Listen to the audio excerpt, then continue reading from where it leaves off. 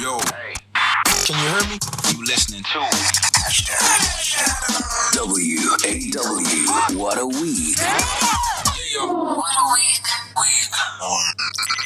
Welcome to WAW What a Week. We are back. Yes, we're trying to be somewhat regular. Sort of like a Western politician defending Israel, no matter what they do. Hopefully you will be more credible, maybe a little more ridiculous. So, let's get straight into it. This is Wow! What a week. What a week. You can't make this shit up. Our comedian guest is in the building. We're a little concerned that our next guest might have a little issue with getting to the studio on time, considering he's gotten into a bit of trouble in the past by either parking in the wrong place or speeding. Yes, some of us know that story, do. But he managed to make it, and we're pleased to give a wow welcome to comedian representing Siyabuswa. Make some noise from Mduduzi Ntuli.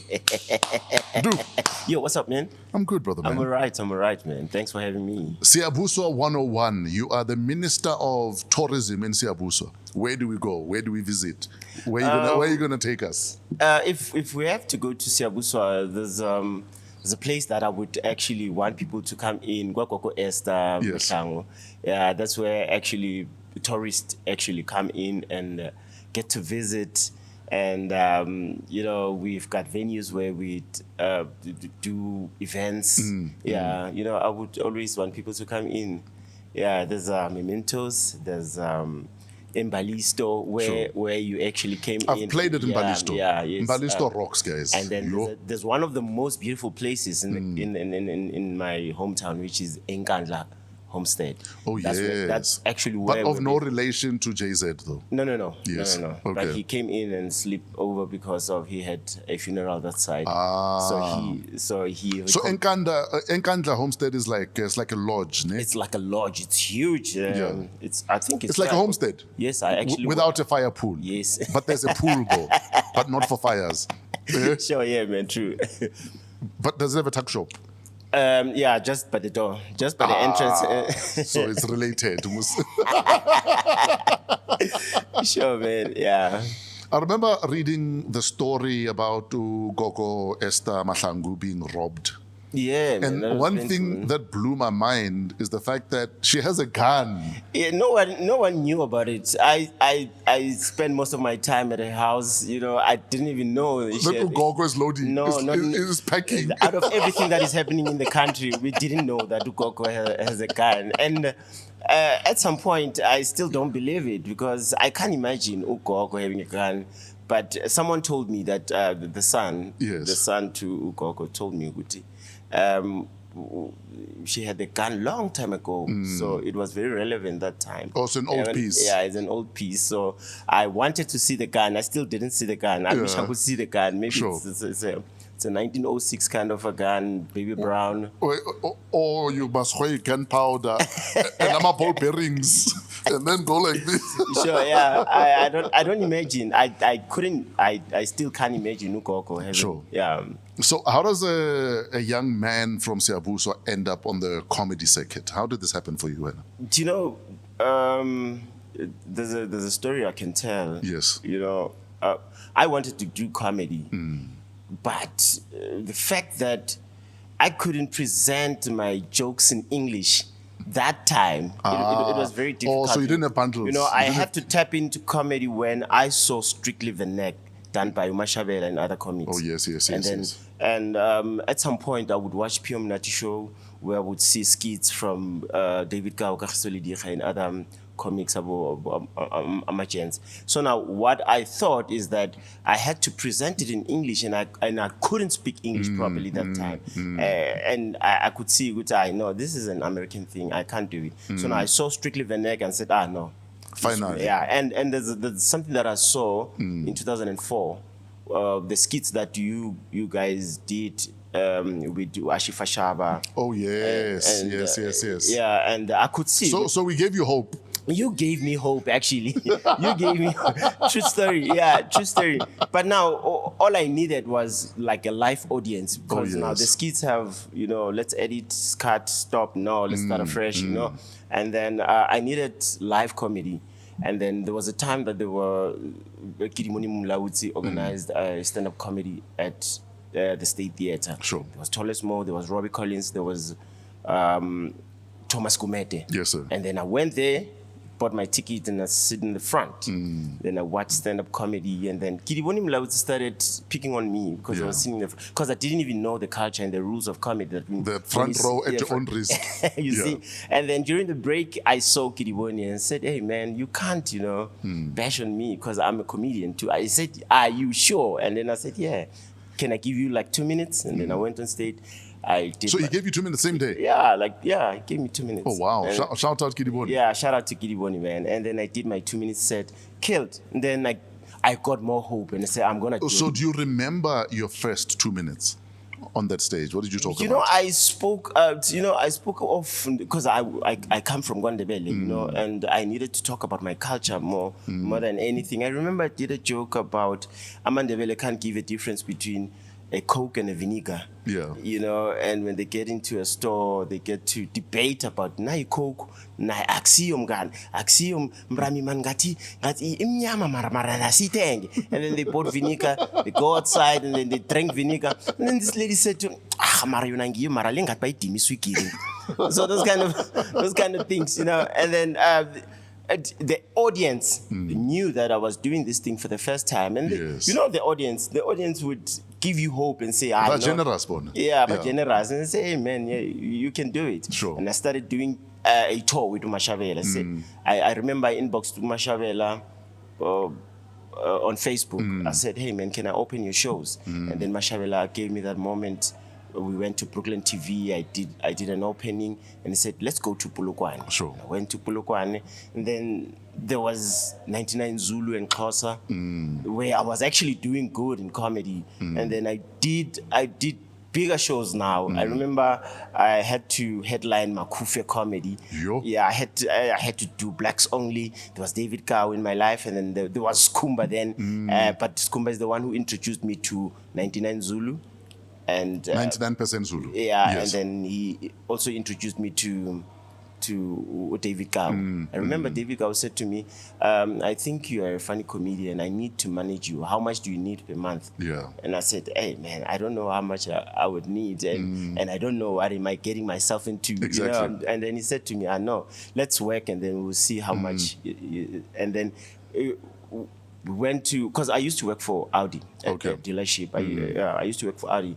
And there was a time they sent me to a training, and then they said you're gonna be learning about an RS5 for 3 days. Sure. So it was Wednesday, Thursday, and Friday. And then David Gawo said to me, "We're doing blacks only on Friday. On the Friday, yes. So let's do sunrise interview." Sure.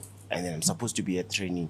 And Yes, it was gonna be the first time I'm going to be on TV. I was like, I know, Sunrise, Audi, let me go to Sunrise. And then I went to Sunrise, and then on Monday I had to submit the report how was the training. How was the training? Yeah. How was the training? So my boss, so that The report. The report that I attended like 3 days. But he recorded that in his office. He recorded the Sunrise interview. You see. So now I had so many problems with getting to work at Audi and comedy. Sure. So because now comedy was actually asking for more of my time because I could see the future right now. And then I said, I'm going to do comedy. But I kept on working. At some point, I would ask for a day or two, fly to Eastern Cape, win an award, come back, and then say on Monday, what happened? I said I was at the doctor, something like that. Those kind of stories, and then. But I'm on page 9, so at 10, and I won the award. And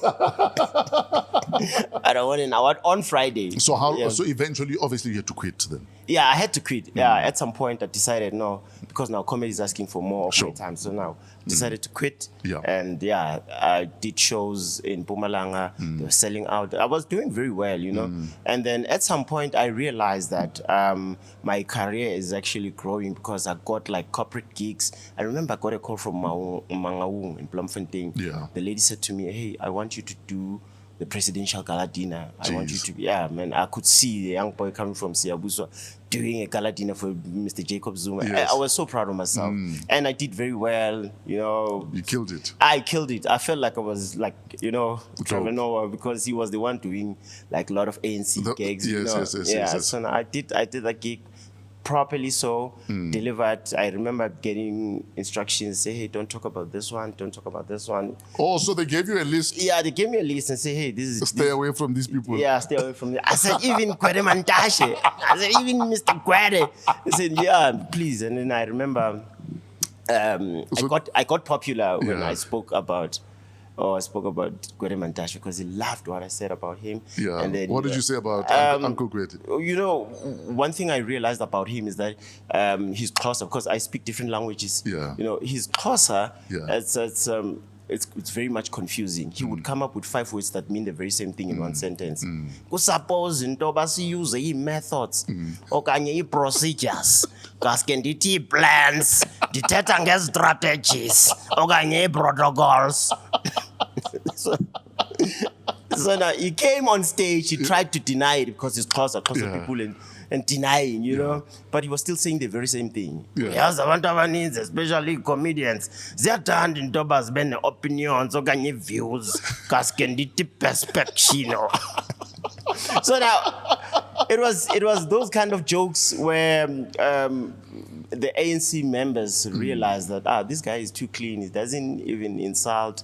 He's not insulting us. He's not insulting us. But we can laugh at ourselves. Yeah, so now it was a very beautiful thing. Then my career grew. Nice. I was selling out shows, and here I am today with DJ Fresh. What a week. Cheers, boy. Yeah, man. In fact, you're going to be on O-Ship.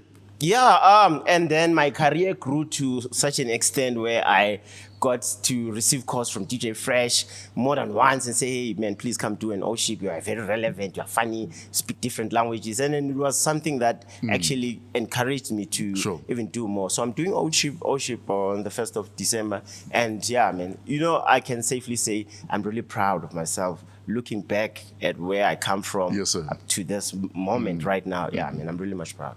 One of the first stories we want to talk about, Transport Minister Sindisiwe Chikunga and her bodyguards were ambushed and robbed on the N3 between Jozi and Heidelberg. Apparently they hit spikes placed on the road. They drove along as far as they could until the rims were scraping. Why do they not have run-flat tires on cars of officials? That's the first problem. You need run-flats, specifically for situations like this.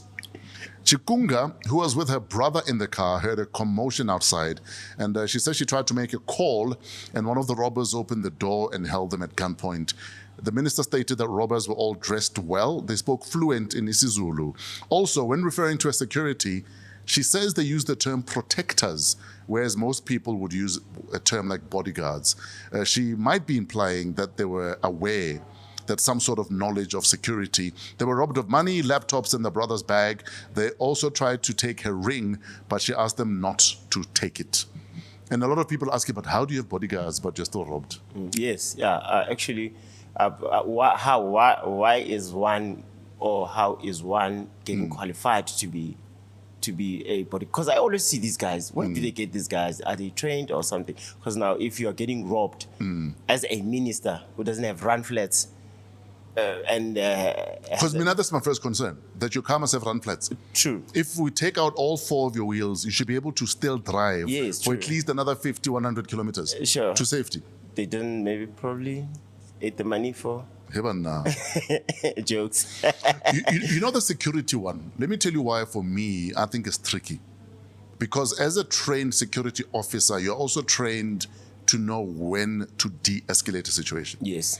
Because if we're being robbed and I pull out my gun and it turns into a fight, our principal is less safe Yes. than if we de-escalate, Yes, let them true. take what they want to take. Yes. Because if they're there to hurt the principal, they want to hurt the principal anyway. Yes. But if we de-escalate, True. then everyone can leave and they can leave us alone. True. So But that moment didn't happen. what? They didn't escalate anything. No, but they did. The fact that they let them take what they needed to take, Okay. for me, means they did the good job. Okay, cool. Imagine if it turned into a fight. We'd have a Yeah. problem. We might not have a minister right now. True. You know what I mean? So Yeah. personally, for me, I want to big up the security. But now, for some reason, I always want to ask myself if you are a high-profile person like that, what makes you even think you are sure about this security? You are going to be very, very safe at the road. What makes you think the security is going to keep you safe? I think you trust the vetting process that they've been vetted and that you're in safe hands. Vele, I'd like to hire my cousins to know I'm safe. But even your cousins are about tagati sometimes. True. At some point, let's think about this moment where we think, Guti, what if the security guy called their friends and To say, said, we'll "Hey, be on this road. We're going to be on this road. Put the spikes. We don't have run flats, and please take this bag and that bag and that bag and that wallet, and leave this gun." Hey, banna. Conspiracy theories. No. But it happens. An accident is an accident, and sometimes we can't blame. It's too late. You've said it already. Well, now you're saying, how do you know we're safe? Eh? Now, there was another big story. I don't know if you saw that video, Siya Kolisi during the victory tour. Yes. There's a woman who tried to. grabbed him and tried to kiss him. Yes. And obviously Siya pushed her away. Yes. And now there's been a big debate on social media. Firstly, people are saying, how can she do that? How was she raised? Siya is married. People like dragging Rachel into this thing. Yes, I understand. Hey, what kind of woman are you? Who raised you? It's how do you even behave like that? Guys, when you meet or you see your idol in a situation like that is charged up already. Yes. There's excitement. Some people do that. You know, we were with Zonke right now. Yeah. Yeah, man. I don't know. I decided to stay in that room. Yeah. And lock myself in because chances are I would kiss her. Zonke! I was just sitting there watching her speaking, and then at some point she would sing. And in my mind, I'm thinking to myself, if I could be let out of this room and be given an opportunity. She's not safe. She's not safe. Chances are she would experience the Siya Kolisi saga. Yeah, and people would ask me how was I raised? Yeah. Hence, I'm saying that, for people maybe who've never had someone that excites them at that level, or it's your idol, or you're a massive fan, they'll never be able to relate. Yes. You know what I mean? It depends, man. It depends on who are you seeing at that moment and what is happening around. Because there's also people who are saying to Siya, you're a role model, Lily. Why did you push her away? Why did you push her away? Yeah. Again, I say, in a highly charged up scenario like that, Yes.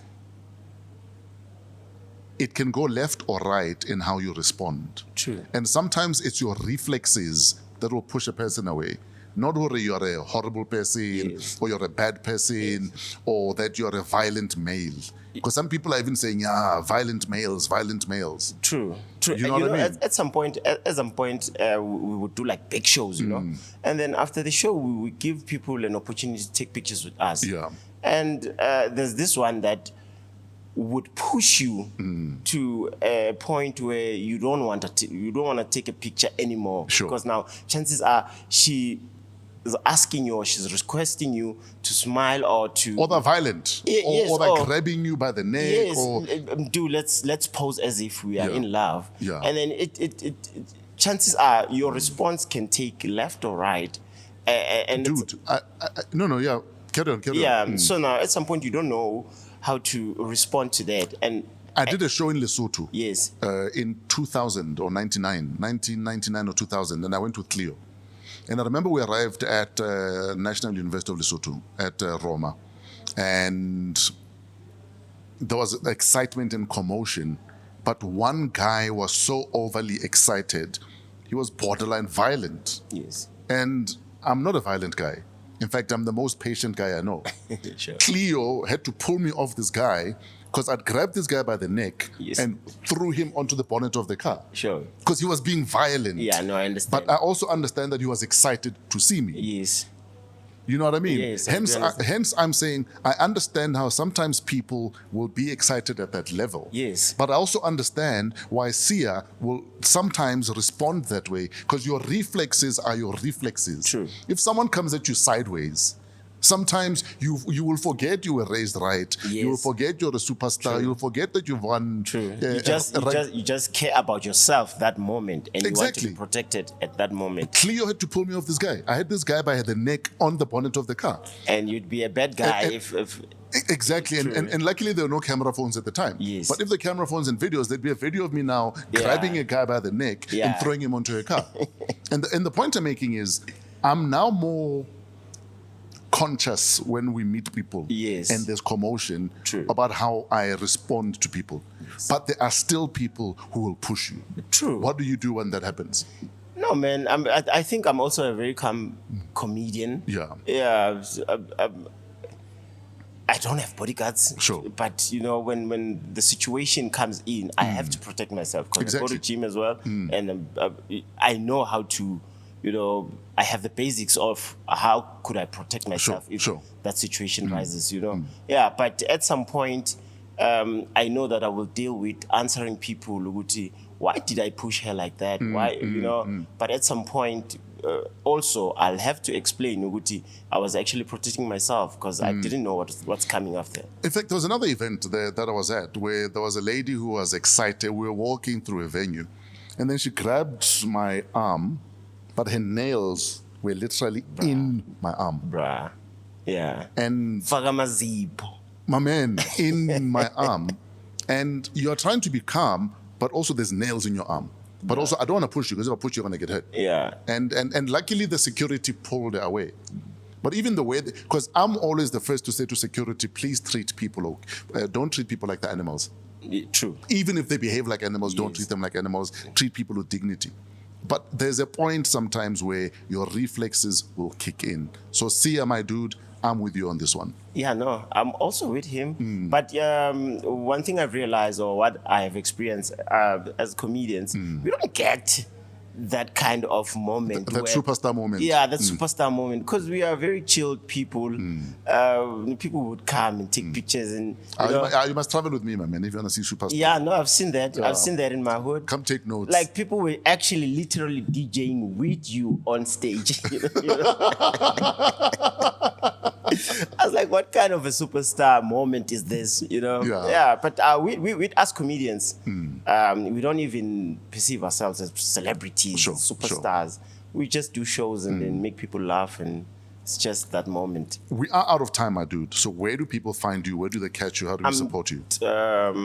People can follow me on social platform Mduduzi Comedian. Yes, sir. On all social platforms, from TikTok, Facebook, and Instagram. Yes, sir. And then I'm doing a show with Skumba on the 9th of December. Ah, yes. Yeah, it's one of the biggest So a shows. week after O-Ship. So you and Skumba are on O-Ship Yes, the first weekend of December. Yes. The following weekend, where do we catch you? we at Carnival City. It's Miss Fisonene. Yes, Skumba. yes. It's a show that we have branded. It's 3 of us. Yeah. And the audience doesn't know who's coming.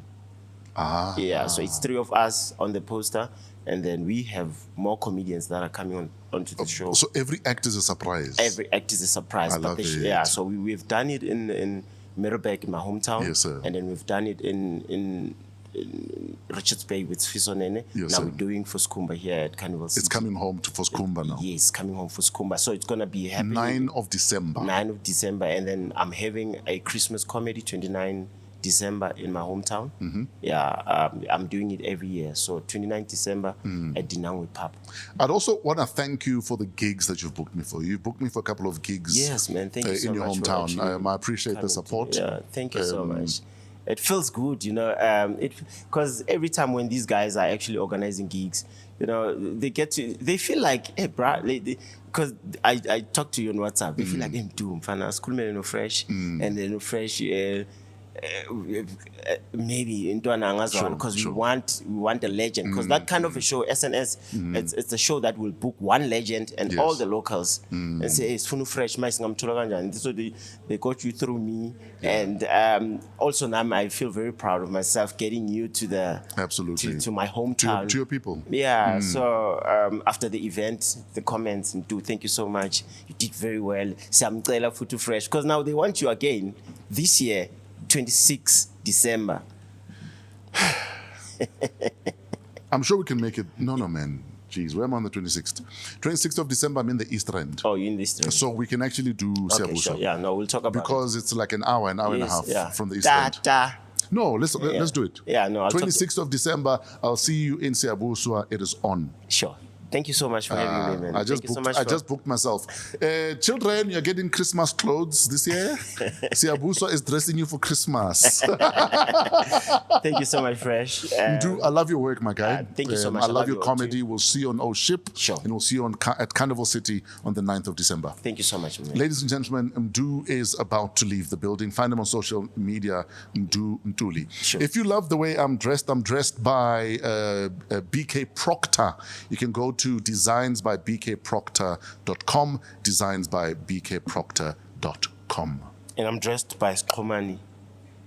My man, that outfit is so dope. Dog. Dog.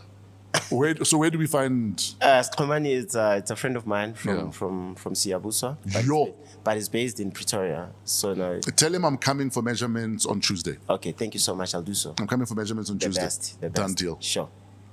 What are you doing to support local designers? Satan. This is What a week. What a week. This kid really kicks. Welcome to our next segment on Wow What a Week, hashtag What a Kid. We profile people under the age of 35. The gent we are chatting to today is 35. He's just made it. Just made the youth cut off. But before we get into our next guest, we've been given away a pair of David Velskoen golf shoes. So congratulations to all of our winners. Nhlonipo Nkosi, Loiso Tony Mkongi, Kaugelo Mphahlele, Sireo. All of you will each win yourselves a pair of Velskoen David Gau designer golf shoes. Straight into our guest. Many adults are always reminded to never leave young kids in a car by themselves. Our next guest is one of the few examples of when that led to a positive life-changing event, because he was left in a car at some stage. Please give a warm welcome to the bold beat devicer, Blanka, aka Blanka Mazimela. Yes, sir. Blanka, how you doing, brother, man? Good, man. How are you? Why Blanka? Street Fighter. Straight. I used to play in Street Fighter. Also, that was your guy. Yeah. And if you come to the game shop at 9 o'clock, anytime before 9 o'clock, and if I'm there, it's going to be the whole day. So you're that guy that if you are there, if they find you there, you're there the whole day? Then no one can play. It's 50 cents. You throw in your 50 cents and it's gone. You know, I'm gonna spend the whole day there. And I mean, if you played Street Fighter, you know that you can lock someone in a pattern in a corner. Yes. And you just do the whole thing, the somersault. Exactly. That Blanka does, and then he shocks you, and somersault, and he shocks you, and that's the whole thing for the whole time. Are you one of those guys when you play, whether it's Street Fighter, Mortal Kombat, that goes with all the buttons, or are you strategic? Strategic. You're very strategic. Yeah. And would you say you apply that even in your life? I think so. Yeah. I think that's one of the things that I look at even in my music making process. So you're intentional and strategic and very... Yeah. You're from Duchwa? Yeah. Or as it was called in the 80s by white people, I do chwa. Tell us about Duchwa. That's where I'm from. I'm from there, grew up in Cape Town. Yes. Parents were both in the educational space. They retired. My dad was a principal, my mom was a teacher, and I think because they moved and started working in Cape Town, we moved they moved all of us to Cape Town. So Sure. we moved there in 1993. So who's all of us? How many of So you were I'm the third of four guys. Okay. So that 4 boys. Yeah. Legends. Yeah. So it's a big mess because 4 dudes. I remember, I think one of these days I was telling my wife that when we used to play, we didn't need a lot of other people to play with us. No, you're because done. We can play wrestling. My older brother once shot me with a BB gun in my mouth, and then he laughed. I had an appendix. My other older brother was like, "No, you're just making, So when you're in pain because your Yeah, appendix is burst. yeah." And then he's like, "No, you just go sleep." And then actually to find out, when I went to the hospital, it burst, and they had to operate me immediately. So you could have died in your sleep. Yeah, and it was just like one of those things where when you grow up around guys, it's just hard playing and it's a messenger. How has that gotten you ready for the music industry? Because I suspect the music industry is worse than having 3 brothers.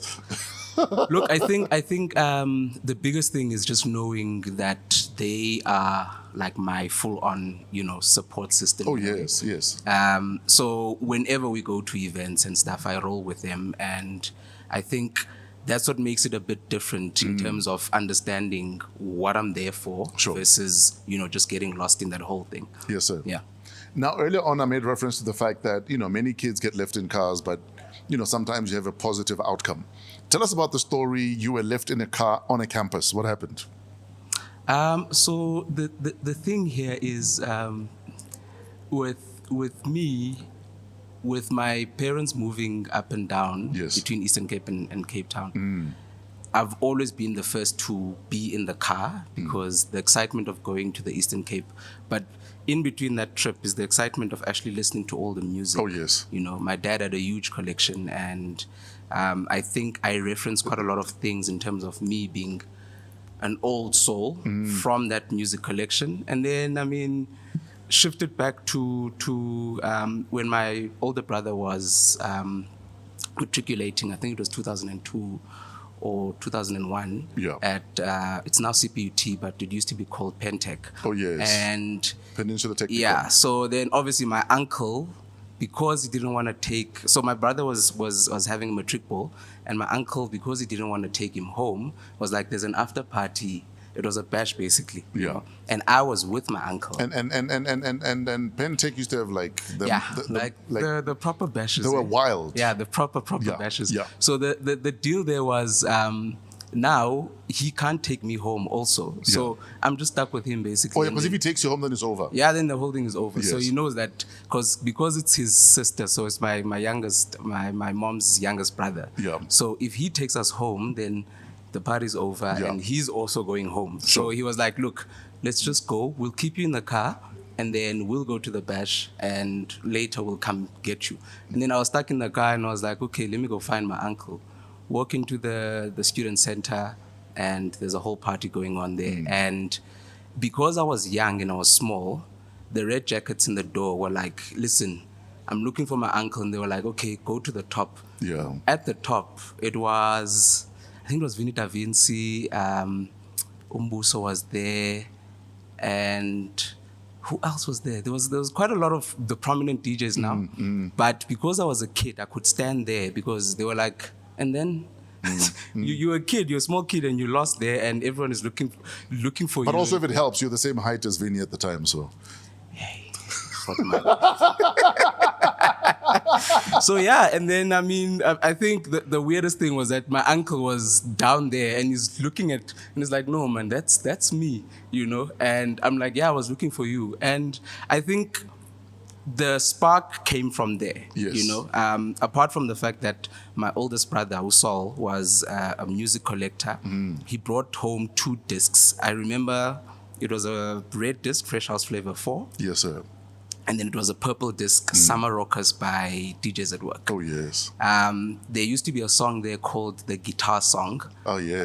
And then on Fresh House Flavor, yeah. E-Smooth. And then on Fresh House Flavor, it was So it was an orange vinyl. the Osunlade song, Dum Dum Dum Dum Dum. Ah, yes. Yeah. And I think the biggest thing with that was the fact that I was starting to see that this was being done live, but at the same time, getting to understand that songs get transitioned into another and another and another. And I was fascinated by that because I'm like, okay, cool.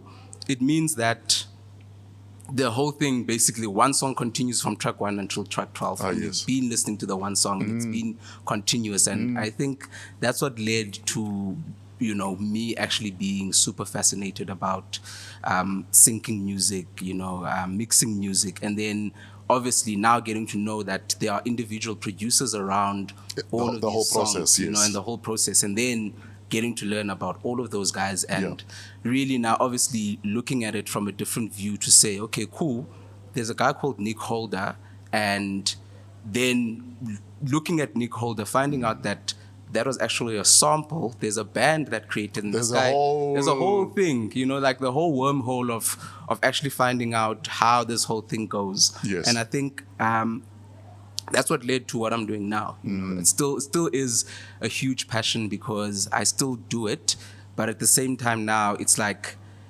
I also get to pay it forward in a way, you know, by the stuff that I do with the school and just how that whole journey has actually came about. What was the first step you took towards this journey that has led you to where you are right now?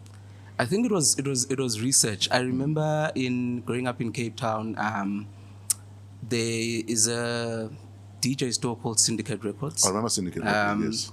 So I used to you used to order records from Syndicate Records, 1992, by mail order, Baba. Sure. Mail order.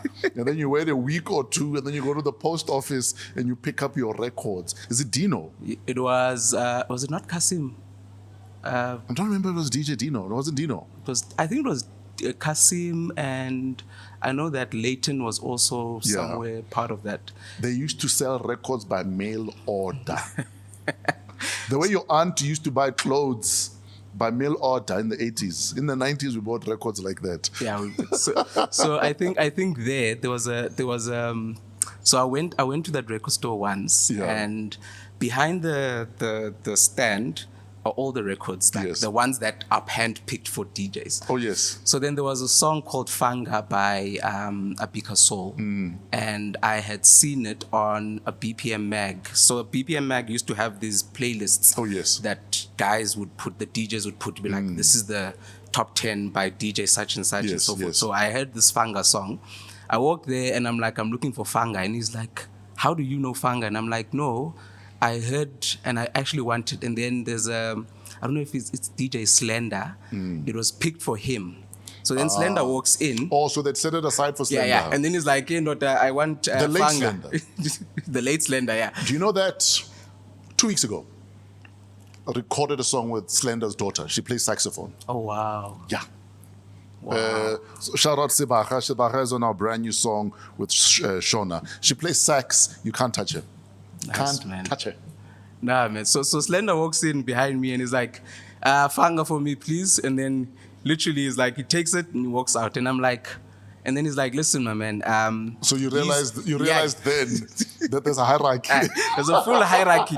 And then he's like, listen, there's some records there that you can listen to. Just to choose the best one that you want. But after that, I was like, okay, cool. This is probably something that I want to do. Yeah. And in the midst of that, when I went to varsity, so obviously I studied financial information systems. Sure. My route was, I still now love numbers, but that was my direction. But no Ushai number. Yeah. Yeah. So my direction was to obviously do accounts, because I remember bringing a prospectus from one of the tertiary institutions to study sound engineering to my parents.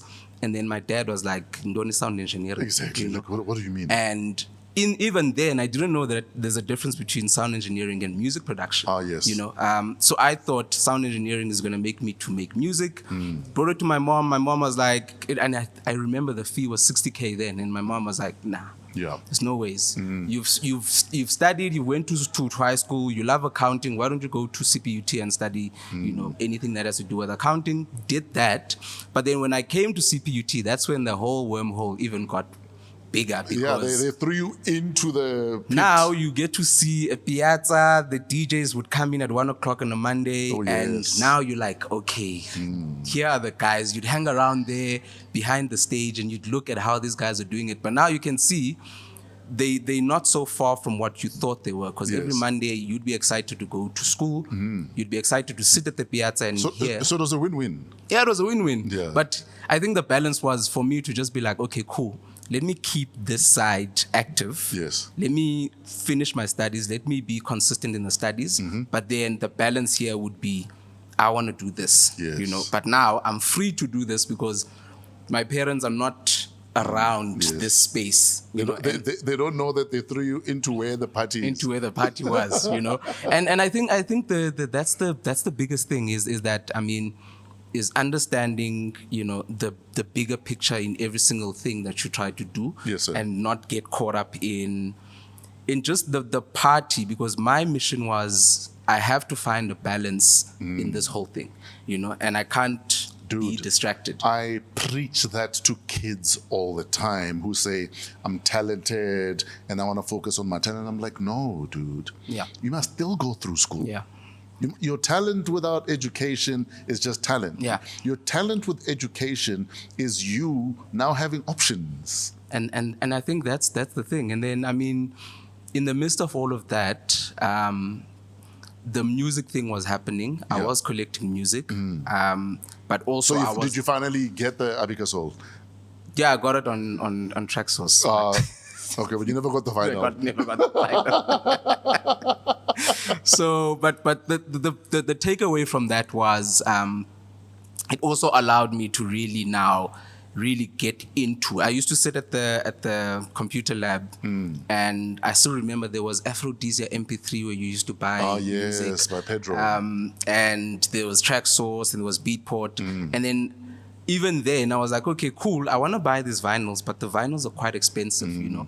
Then came these stores where you could actually purchase the same music, put it on CD and burn it on CD and play it. Exactly. Versus the vinyls and stuff. So vinyl became something that I collected on the side when I had cash. Yep. And then I sold my vinyls to Johnny. There's a DJ may his soul rest in peace, Johnny Ranton from Stellenbosch. Yes, sir. I sold all my vinyls to him. Why would you And sell your vinyls? I don't know. That's the thing. And when I look back now, I'm like, you know what? It was a bad move, because there's certain collectibles that are quite hard to find in this day and age. And those are for life. Yeah, and I mean, yeah, but I still have all the music. May his soul rest in peace. But after he passed away, didn't you go back and try and I'm still thinking say, that, hey, guys, these were on loan here. I'm still actually thinking of that. It's just that, I mean, going to his family Yes, sir. and saying all of that, because I know that the family is not going to do anything with, you know, all that With that material. collection, you know, yes. And I think it's it can still go to good use. So earlier on, you spoke about that's why you're so passionate about the school. Yeah. And your parents are also, you know, from an education background. Yeah. And, you know, as fate would have it, as much as you love making music, DJing, sharing music, you're back at education.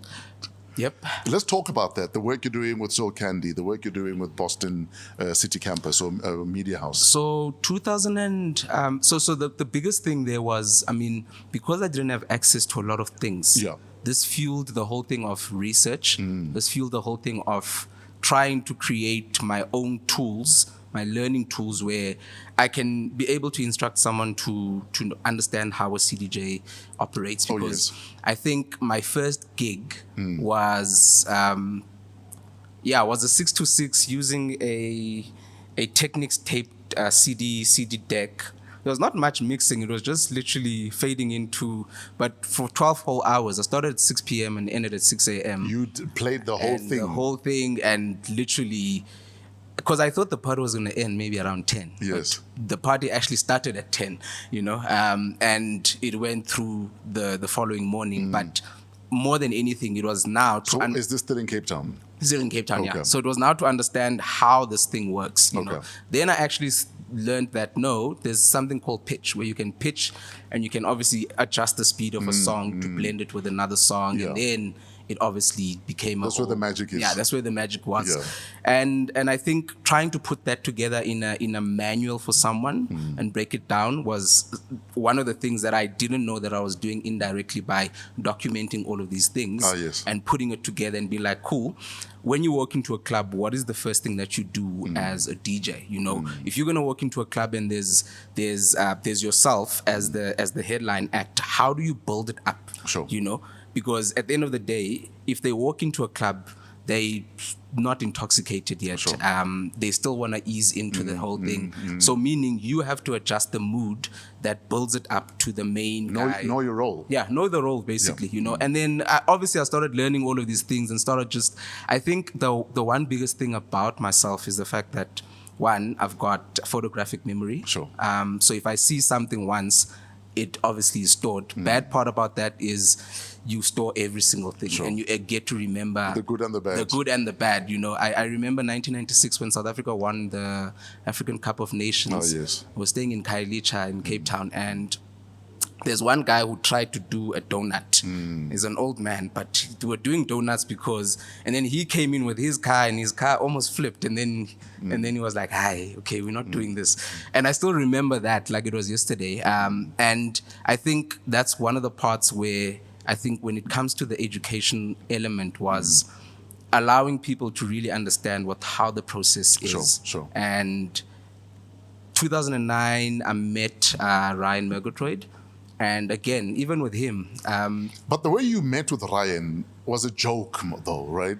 It was a big joke because the big thing there was I was starting to go into industry. I'd finished my studies and I was like, okay, cool, we're going to industry. The week prior to that, I had an interview. I was going to start a job. Then Ryan posts, I had followed Ryan on Facebook. Then Ryan posts something, is like, yo, I'm looking for an intern. Someone who's just going to come in and make me tea. Yeah. All I want is them to just sit, make me tea and run my errands. In return, I'll teach them every single thing that I know about this thing, you know.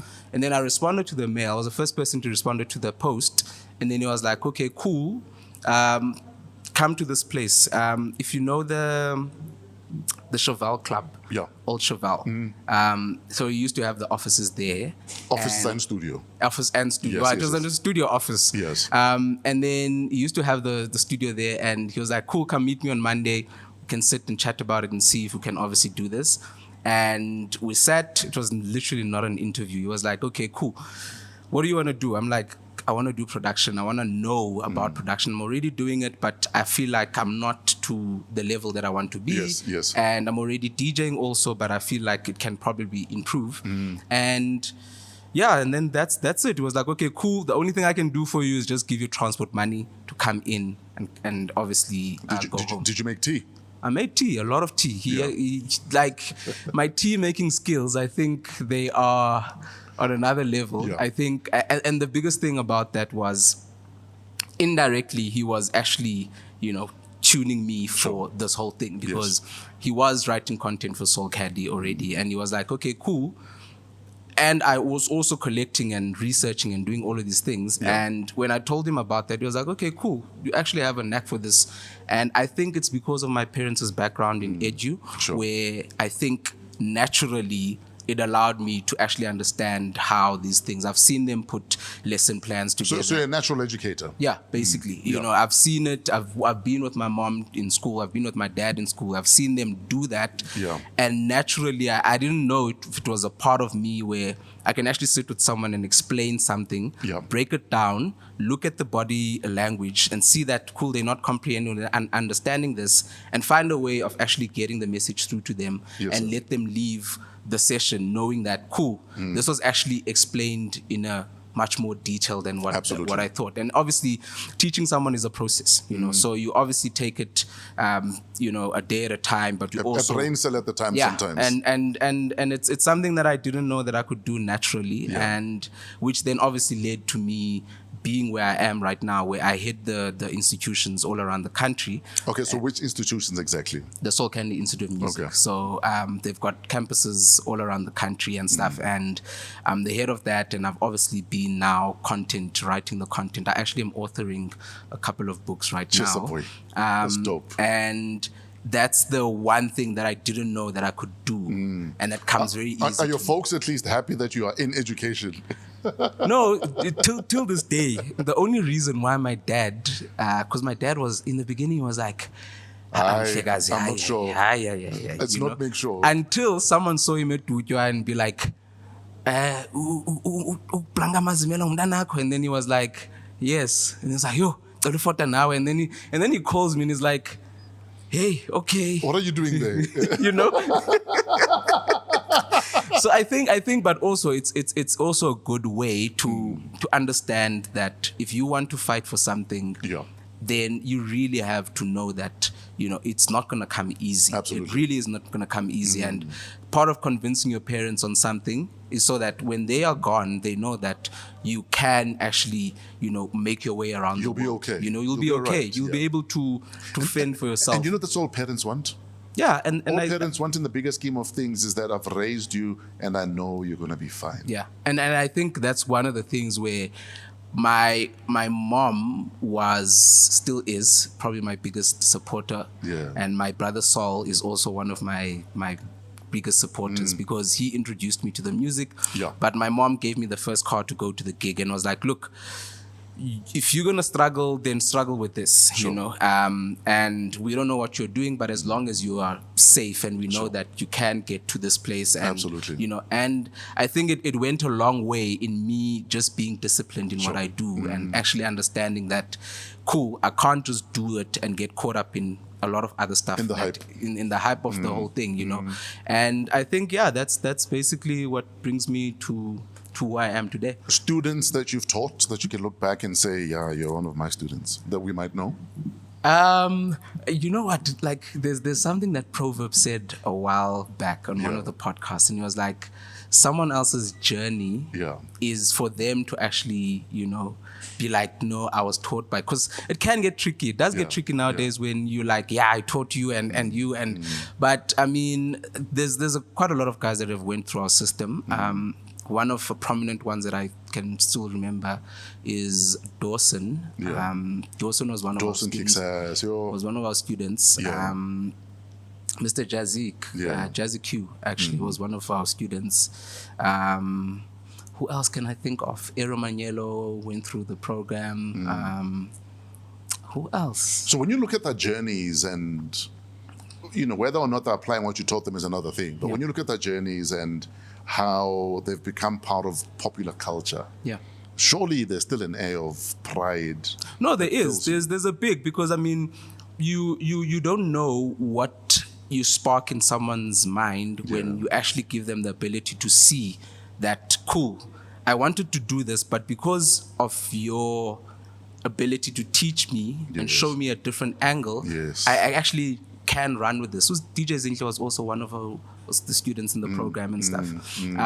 And when you run with that, it's like one of the things where it's like, okay, cool. When you look at that person, you actually get to see that they've literally applied every single thing that's in that textbook, you know, and they're using it and they're doing it. And then obviously there's some that fall off the whole wagon and they get to realize that it's. So who dropped out but still made it?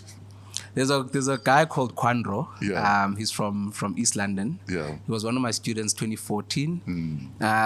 He did it and then he just was like, nah, I'm not doing it. And then he came back. Do you remember the song called Agolo? Oh, yes. So what I normally do with the students is every project that I work in, just so that they can obviously get the real sense of deadline. I'm doing it live. The guys at Universal sent me the separates and they were like, cool, we want to see if this thing can work. Here are the separates to Angelique Kidjo's song. And then I was like, okay, cool, let me start this project. And then I called Kwandro and I'm like, listen, I'm starting a project. Do you want to jump on this thing so that you can obviously get some first-hand experience in you doing a remix? And he actually jumped on.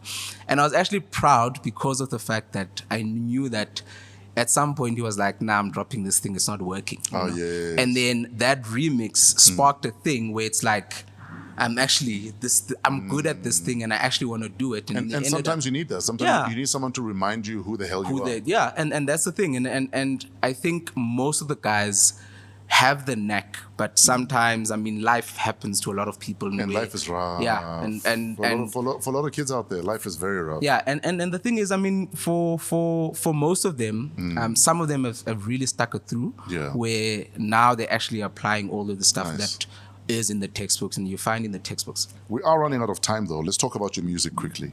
How's that going? Okay, so the music is I've got an album out. Yes. On Soul Candy Session 6. A hot album. Yeah, it's the second disc. In my life, I actually thought that I was gonna do one album. Yeah. And the reason for that was because I feel like, I mean, it's an album is a story about you, you know. And when I did it this year, I had 15 songs ready. I sent it to Soul Candy, and they were like, "Okay, cool, we're gonna release these." And then I was like, "No, in fact, scrap those 15. Let me make another, 12, Yeah. and let's call it an album." And I did that, and I think more than anything, it was just me really now showing who I am to the rest of the world. And yeah, I've got a couple of remixes out. I've got a remix by And Him, the guys from Germany. Yes. They recently released it, and the track is titled Twanini, and it's a song about my grandfather. Sure. You know, he was the great Twanini, and it's something that I've paid an ode to in a way where I was like, look, the one person that was also part of my support system was there, and this is a song about him. You know, there's quite a lot of things that I'm doing. Started something called Future Afro, and Future Afro is basically also like a vehicle for the forthcoming, Future Afro infused, acts that exist in the space. Yes. So it's all of these guys that I speak about: the Quandros, the Rudis, the Caliber Afro Fusions. Guys that are part of my system, and we're actually putting them together in that whole thing. We've got Afri Indie in Cape Town. We've also have Master Fale, who's also part of the stable. And what we're trying to do now is we're really trying to just get away where we can create a culture, and there's already a lot of guys that are creating cultures. You got Shimza, who's creating Ikunye. I've got a couple of releases also on Ikunye. There's another release that's coming up on Ikunye next year. There's a couple of releases coming out on Aluku Rebels and Rise in Berlin. And so obviously it's just an infusion of all of those things. And one mention, I actually should mention, there's a guy called Andile Andy. Yo. Yes, sis. That kid is hot. Yes, sis. No, like I every single time I listen to his production, That kid is hot. I just feel like, you know what? I listen to my production, not to compare, but I'm like, there's just a way that people think differently about rhythm. Yes. That still makes sense, So Yes. I'm working on remixes. I asked him, I was like, listen, man, I'm a huge fan of yours. I just want to remix these 2 songs. And it's literally what I'm trying to do right now is finish those remixes. So there is quite a lot of content coming out. And yeah, I've also been asked to do a second album, but the second album is probably gonna be based on the people that I want on that album. So I've got a few people that I've always wanted to work with personally. One of them is Zonke. Second guy is Rai X. In fact, she's on after you on this episode. Oh wow. Okay, so maybe You missed her. like I'm just saying, maybe something can be done. I've always wanted to work with Zonke, and I feel like as a producer and a writer, she's just beyond. And then obviously it's Rai X, Uayo, and I forgot the 4th person. There's a guy called Jose Gonzalez. He's a guitarist and a vocalist. And yeah, man, like there's just people that I want to have on that album that I are very specific to me. And then obviously, I mean, the current things that I'm doing also is just I've got a band project is called Bandwanas. Yes, sir. So Bandwanas is basically a vehicle that Ryan and I started way back, and then Ryan was busy with Ryan Megatroid, Crazy White Boy, Yes. and he was also part of Bandwanas. And so when he was like, listen, I need you to run with this now, that's how I obviously ended up just producing stuff for Bandwanas. There's something big that we're doing next year. And we confirmed it with the guys at AD. I was at AD 2 weeks ago. That's dope. it's something big. I think it's just one of those things where I want African electronic music to be. It's around the globe. Yes. And I've also wanted to have my music. And the world is watching. Yeah. And the world is watching. watching. You know? And we went to Belgium actually earlier this year, and the guys saw us there, and they were like, guys, we want you to be part of this thing. I can't mention it now, but it starts with a C. Yeah. And they were like, we want to do a full thing with you guys because we've never seen an African electronic band performing in their vernac, and it literally sticks, you know, and it lands, and people can actually feel this whole thing. So Bantwanas is basically another project that I'm part of. So it's myself, Sobantwana, Koli, SKJ, Donna. It's a crew of people who basically, we shared the studio for a long time. And the hard thing was that as Blanka, I couldn't take those guys with. And then we started this thing where it's like, okay, cool. This is what we're going to do as a live act. You know, we get to perform every single thing live. And it sounds like a DJ who is playing, and it's all our own content and stuff. And so we've got that project also coming out next year. We've got an album project there. I've also finished that album. So that's basically what I'm doing, and I'm obviously doing it with the school. And I think, we're taking a lot of things to newer heights and stuff. And I think that is incredible.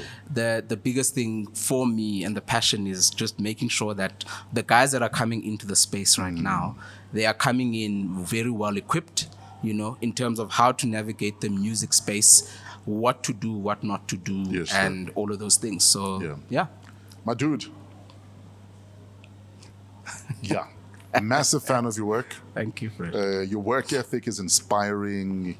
The music you make is incredible. And I think, like Blanka, you are still fighting the fight. It's a good fight. And because it's a good fight, that's why we have you on the podcast. Because, you know, people that don't know you ought to know about you. And people that do know you hopefully will learn something new about you watching you on WAW What a Week. So I just wanted to, on behalf of the scene, on behalf of every kid out there that wants to make electronic dance music, shout out to you. Shout out to the Soul Candy Institute. And dudes, keep flying, man. Keep fighting, dog. Thank you, man. They don't call you Blanka for nothing. Ladies and gentlemen, Blanka Mazimela. If you don't know the name, Google him, buy his music, stream his music, support Bantwanas. Yeah. Is there any music from Bantwanas out there? There's a new release that dropped with Sinom Solo about 2 weeks ago. We've got another release. We've actually got a remake of a Jonas Ngwangwa song, but that's dropping next year. Perfect. And we've got an album also dropping in March next year. So, yeah. Ladies and gentlemen, Blanka Mazimela is going to fight his way out of here and continue fighting the good fight for African dance music. This is What a week. What a Week. Celebrity guest. Celebrity guest. So we discovered that our next guest has quite an interest in cars, and particularly ones with large engines. She also spent lockdown flying machines. I guess she took it literally when we called her a fly girl. Some might find out that all of this is weird, or find it weird, but we think it's rather apt considering the amazing sounds she's been able to produce. She's like the V12 of artists, along with some interesting feelings. If you want to talk about her, please give an energetic, redlining welcome to Zonke. Hello, Z.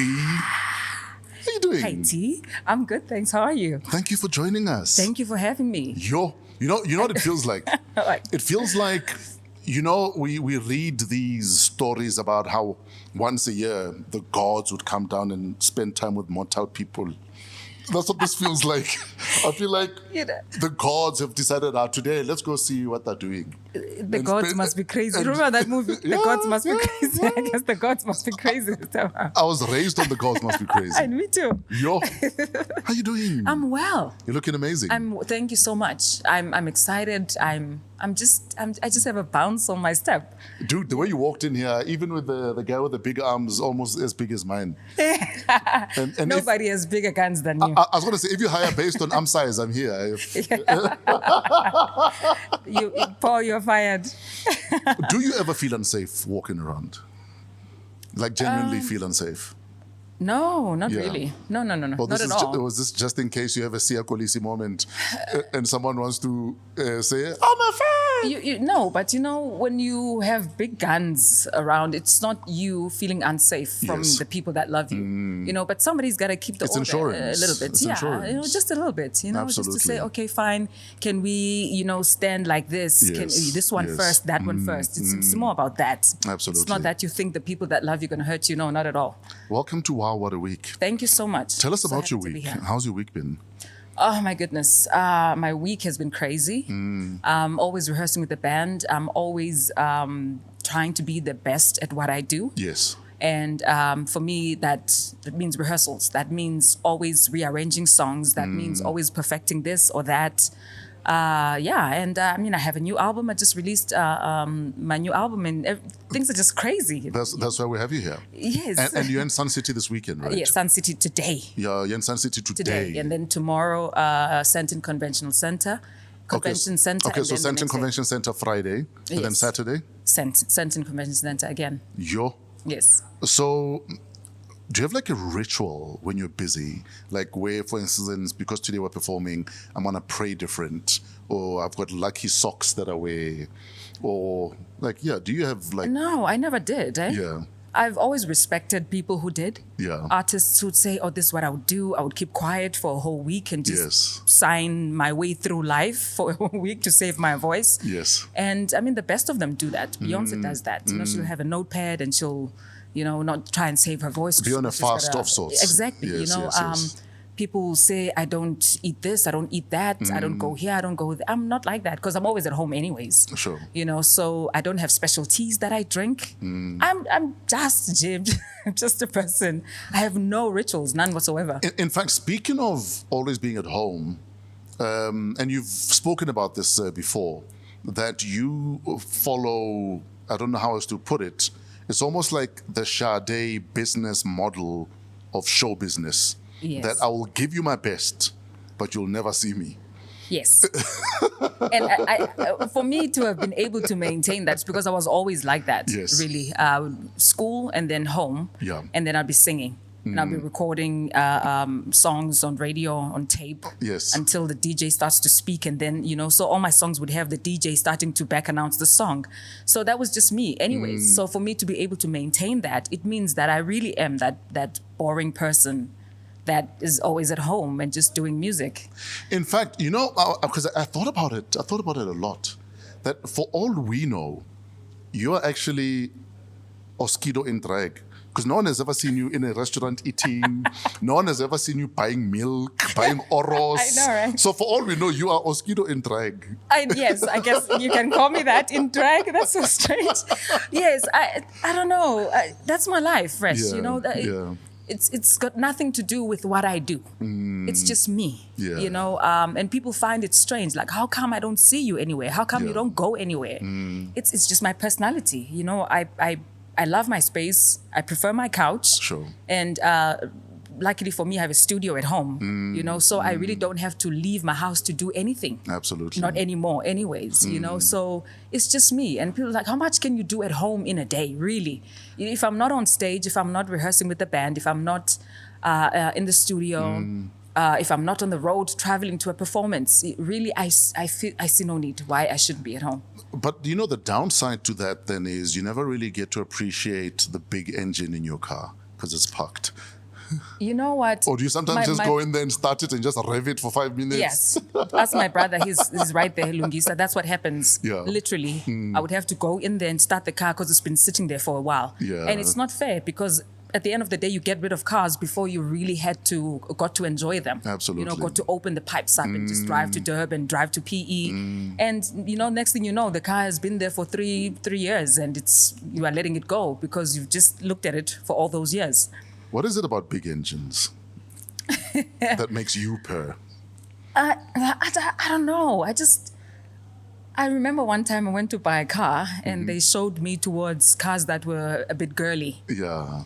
And I said, no, this car is for girls. Yeah. I'm a girl, but I'm not that I'm not a girly girl. No, I'm not really. Yeah. I really am not. And I don't know if I'm boyish. I don't think I'm boyish. I don't think I'm tomboyish. I do dress a little bit like a boy, but I'm such a girl at heart, you know, but everybody's got something that they love. You know, you've got your vices. Some girls really love shoes, and I do. I love shoes. I love handbags. But when it comes to cars, I want a boy's car. Why don't you do like a breakfast drive to Hearties every Sunday? Just so you can fully appreciate the V8 or the V12. Maybe not every Sunday. Maybe One Sunday a year. Maybe once a year. You know, Yeah. maybe once a year.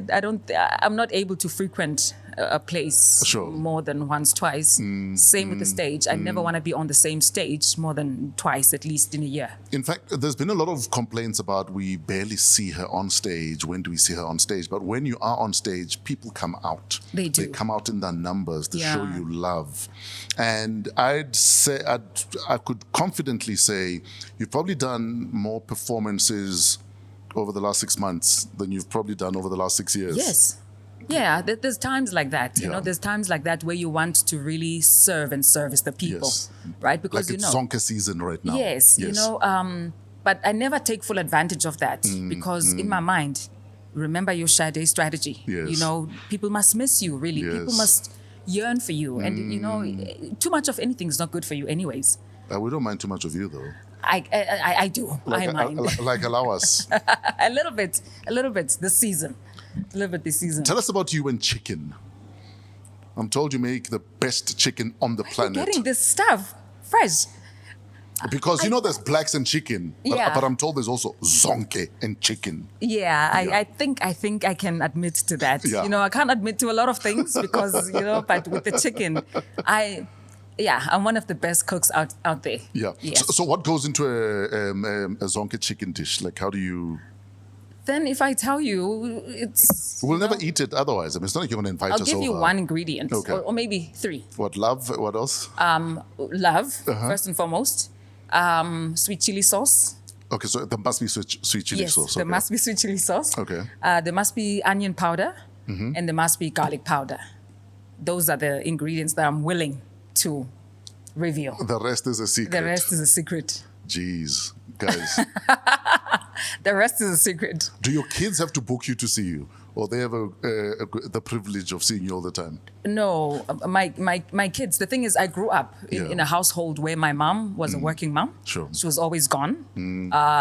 Hospital, night shifts and all of that. Sure. So I think I longed for a very present mother. So my kids have that. Sure. And the fact that I have a studio at home and the fact that I want them to wake up in the middle of the night having a bad dream, Yeah. they're able to come to me in my room. So those are the things that I wanted as a Sure. kid, you know, and I'm giving my kids what I never had. Not scared in a big way, in Mm-hmm. a bad way, but who fears you more, your kids or your band?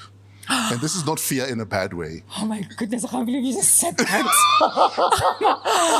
No, Who have because you been talking to? no, because you are you know what you want as a woman, as an artist, and as a human being. And often people mistake that for she's strict, whereas I want it done this way. I want it done. But fresh, Yeah. when it's Beyonce who's strict, Yeah. it's acceptable. Yeah. What is this? Exactly. So this thing has geography involved. You would say, okay, if you are not in the US, Yeah. then you can't. I'm very strict. I don't Yeah. want to lie. Even yesterday, I said it. And I even mentioned this Beyonce analogy. If it was Beyonce standing here, Yeah. you know, you guys would be like, oh, she's amazing. Oh, she knows her story. I remember interviewing you on Metro and you said that you drive your band I do. to almost tears. Well, hopefully not to tears. But I always say to them, we don't know each other from Yes. Adam, Yeah. right? We only come together Sure. for the music. Yeah. So if I'm not happy about something, it's not you personally. It's not personal. It's not personal. We have a product here. We have a product. Yeah. And we have bosses that are looking to us to deliver. Exactly. They have paid top dollar for us to be there. So it's important for us to look like a team, to Sure. act like a team, you know, and to deliver to the bosses, Sure. which are the people that buy our tickets. So Sorry guys, I will not apologize for No, that. hence I'm saying, not even in a bad way. So to Yeah. ask the question again, who fears you more, the kids or the band? I think, well, at work, I hope the band does, or maybe not fear, but respect. Yeah, respect, yes. Yeah, my kids fear me. I'm very strict still. You know, they do fear me. Now- and that's important. A certain level of fear is good anyway. Yeah. We live in a world that I almost feel like is falling apart. Yeah. We're living in a very violent world right now. I mean, in KZN alone, just in the last 2 weeks, there have been over 20 murders. Yeah. It's almost a murder a day in KZN right now. In the Western Cape, it's the same thing. Yeah. There's violence everywhere. What conversations do you have with the kids about the world we've brought them into? Gosh. I remember there was, I don't know if you remember the prayer. Now as I lay me down to sleep, Oh, I pray yes. that. I used to My say soul that, to yes. keep, I yes. used to say that prayer with my daughter when she was young. Yes. I pray the Lord my soul to keep, and if I die before I wake, I pray. I used to say that prayer all the time until my sister said, stop teaching the child that they are going to die. Oh, yes. She said that. So I changed the prayer. Which Now sister as I- was this? Lulu. Oh, Lulu, yes. Now, as I lay me down to sleep, I pray the Lord my soul to keep. And when I wake, I pray the Lord, you know, for me to shine, something like that or whatever. So she said, stop teaching children that one day they're going to die because Sure. they're going to live with that fear. So as much as I see what's happening and I try to, you know, to say to them, yes, you don't want to be paranoid. Sure. You know, and you don't want to be, because whatever you spend your time on, you are calling it forth, Absolutely. right, onto yourself. No, our minds are But- powerful. yes, minds are powerful, but at the same time, so you need to kind of find that balance. It's hard to find that balance, that don't live in fear, but at the same time, a little paranoia in our country goes a long way.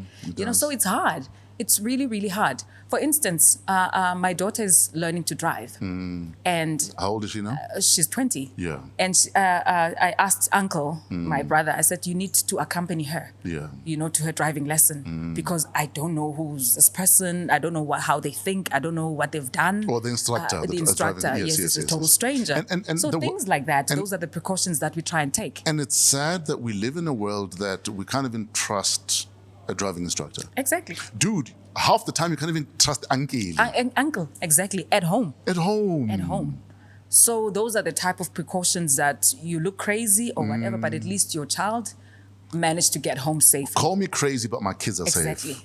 You know, Yeah. so things like that, you know, you really need to find a balance that live your life. But 2 drops of paranoia a day Yeah. will go a long way. No, 2 drops of paranoia a day probably add 2 years to your life. To your life, exactly. Absolutely. You made mention of your late sister, Lulu. Yes. When last did she meet you in your dreams? This is going to sound strange, Last night? but almost every night. Oh, wow. Almost every night.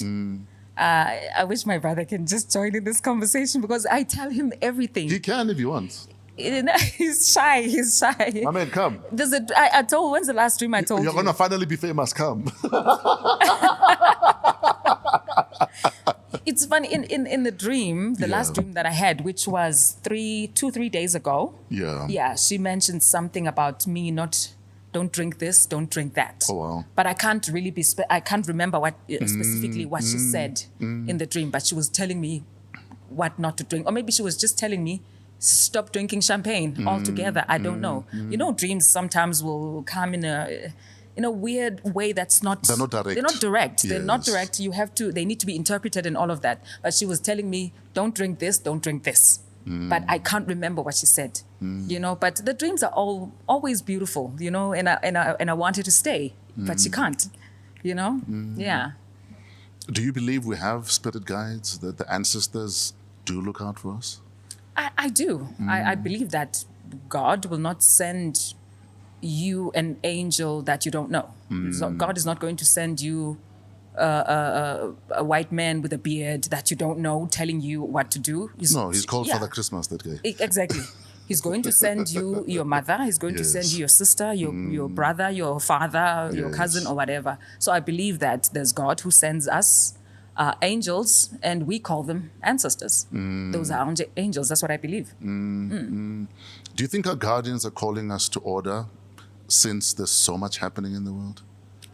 I think so. Since, I mean, you're even seeing so many increasingly people saying, I have a calling. Yes. I'm going to Twasa. Increasingly. It's sad that people think that.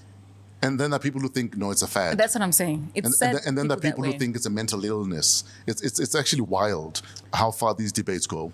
I think, like you said, our guardians, they're trying to reach us through anybody, through anyone. You know, that's how even God works. Anybody that can listen, God will reveal himself to and say, go stand there and preach. I'm like, oh, that guy's crazy, standing in the middle of the square preaching.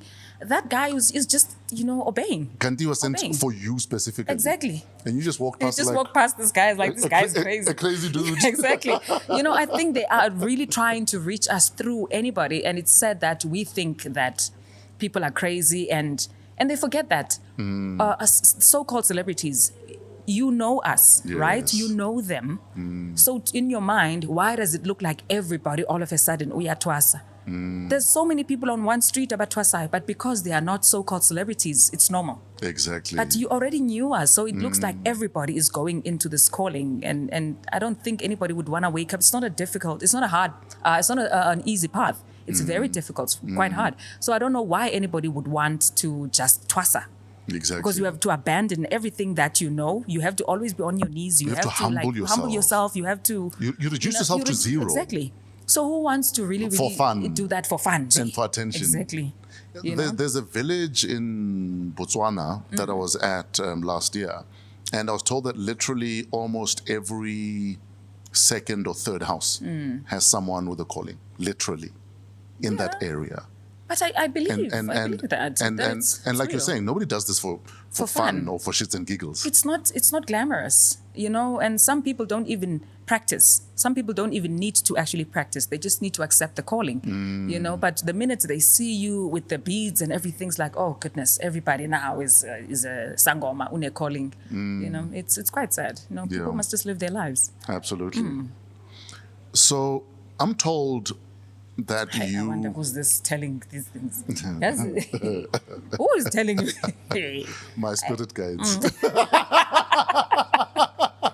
So far, your spirit guides are good, I must say. I'm told that, despite how private you are and everything else, that some people say she's a no-nonsense go-getter, she's a perfectionist.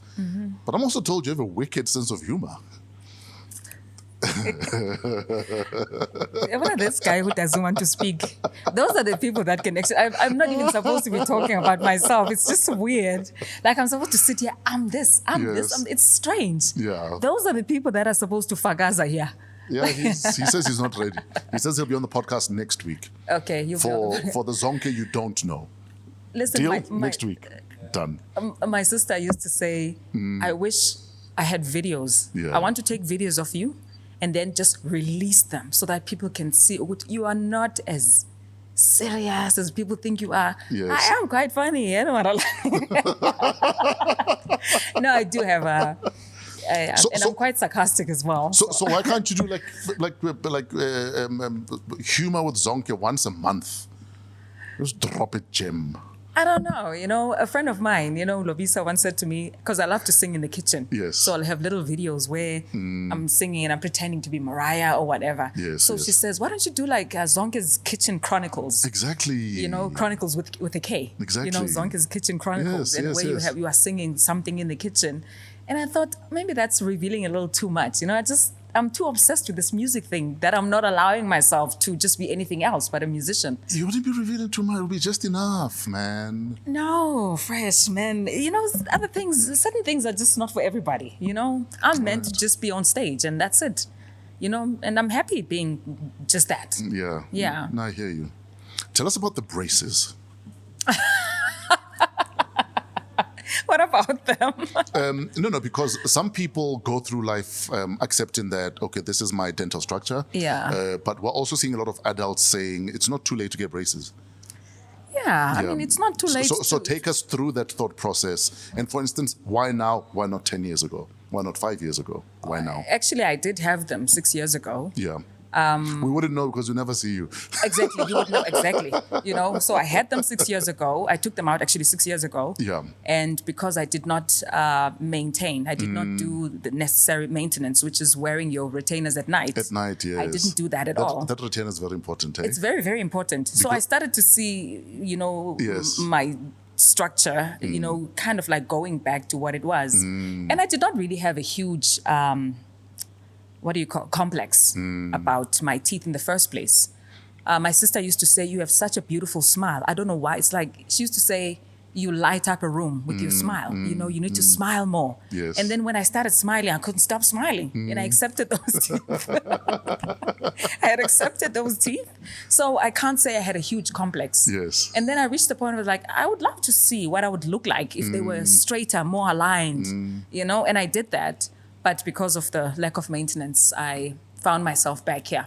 And I think I love projects because a lot of people, somebody literally on Twitter, on X, sent a picture, an old picture of mine, me smiling, and my teeth look perfectly aligned to him. Well, even when I look, I'm like, geez, I didn't really need braces, did I? So I think it's that thing of me liking projects. I think I'm a project type of person. And I look for things and I see maybe there's a little bit of body dysmorphia there. I don't know. I think so. So I see things that are probably not really there. And I'm always analyzing. Maybe it's also one of the reasons why I don't do music videos. I feel like I'm not photogenic. So, I don't know. I'm revealing too much here. I think you're robbing us not doing music videos. And I also think you're robbing yourself of income that is your kids will live off just for music videos. It's the photogenic thing. I don't think I'm very photogenic. So then do animated videos. Then do Popeyes. Let the Popeyes sing there. See, that's an idea. I need to sit with you more. You know what I mean? See, but we an need idea. music videos. And my attitude always used to be music videos are a waste of time because if they don't play on SABC 1 at 9 p.m. on a Friday, they don't play anywhere else. Yeah. Or if they don't play on Channel O or on Trace, they don't play anywhere else. But now with YouTube and the fact that you can make money. That 1 million views, I want to make you decent money. Yeah. You're Zonke. You're going to get 1 billion views. Jeez, Fresh, I wish I was I'm not as, I don't know. Maybe you see more in me than I do in myself. I don't know. I don't know. Maybe, I don't know. 1 billion views, jeez. Okay. No, trust me. Trust me. Do 10 music videos, put them out. I will. Long, like full. Like 3-minute music video. Okay. In fact, the next album, I'd advise that you do a music video for each song, release everything at once. Maybe I'll do that with this album. Maybe I will. And then you can call me when the first check from YouTube comes in and say, listen, man, you are right. You want 10%. Yes, you make it out to Fresh. I'll do that actually with this album. Done deal. Done deal. In fact, this album, where, when, how? Where do we get it? What's going on? I know that I see a lot of people saying, didn't you say you were never going to put this album on digital platforms and all of that? I remember initially it was only on your website or as a CD. Yes, CD, USB. USB, yeah. Which I need to clear up now. The reason why the album is out on digital platforms is not because the CDs and the USBs did not go well. Oh, yes. They went extremely well to a point where we felt overwhelmed, to a point where the supplier could not meet the demand. And they're not used to it anymore. They're not used to it, you know what I mean? So yes, he's an elderly man and he's retired. So this is something that he was doing on the side. So he could not keep up with the demand because now it's taking him out of retirement. Oh, yes. Right, so he could not be. Otherwise, we sold so many CDs and so many USBs. I'm the one who said, shut it down. Sure. Shut it down, and then I had It's too labor intensive. Exactly, it's too labor intensive, yeah. I just could not. I mean, and I'm sorry for the people that were receiving their orders later than promised. But eventually they did. It's because we had so many, we sold, so we couldn't keep up, and that's the honest truth. And then people were crying so much and saying, "This is such an amazing album for people not to hear." Exactly. People were calling for the album, and eventually I caved. I caved in. I was like, "Okay, fine, let's put it out there." Otherwise, it's not because of anything else. Please, people, understand that. Sure. My formula worked. It worked for me because I had asked my audiences, is there anybody who still wants CDs? And they said yes. Yeah. Yeah. And I'm sure there's 1 million fans in Germany still who, would have wanted to stream or... Yes, You know. exactly. So I put it out there and it's doing amazing. The time you spent in Germany, would you say part of your work ethic was sharpened there? Because Germany and Germans do things differently. It's if it's not perfect, it doesn't count. Yes, Everything is exactly. precise. Yes. Everything works. Yes. If a train leaves at 1, it leaves at Leaves 1. at 1, yes. Everything works in Germany. Exactly. I mean, Germans and even with their machines, Yes. the cars and, Yes. even just them in nature. Although I saw you in they're very I saw you in rigid, a they're British very- car 2 days ago. But anyway. Okay, yes, that's that. But I think I was well trained because my producer for Culture Clan, he was like that. Yes. Typical German, blue eyes, blonde hair, very strict and very rigid and very, you know what I mean?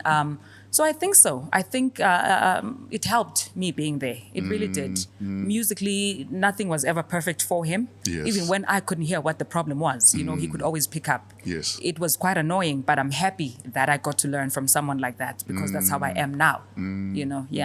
So it really helped out a lot. We often play a game when we interview people with gifts such as yours. It's called The Musical. So, imagine your life as a musical. And hopefully one day Netflix, Amazon, whoever is out there, we need Zonke the Musical. So please could we have a budget? Thank you. Anyway, so in Zonke the Musical, what song would take us back to your childhood?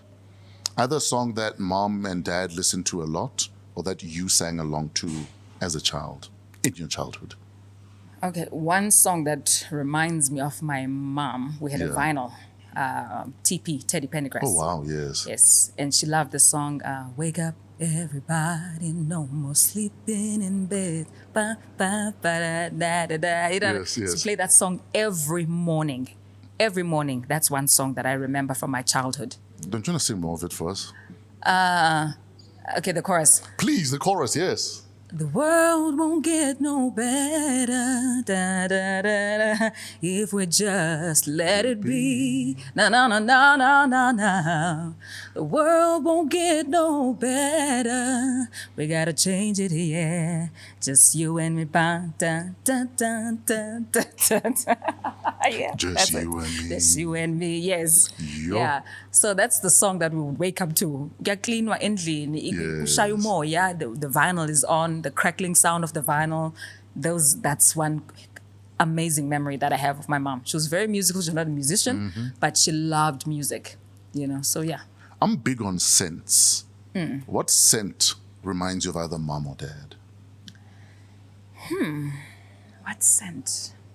Because scents have a scent has a way of violently taking you back to a time or a place.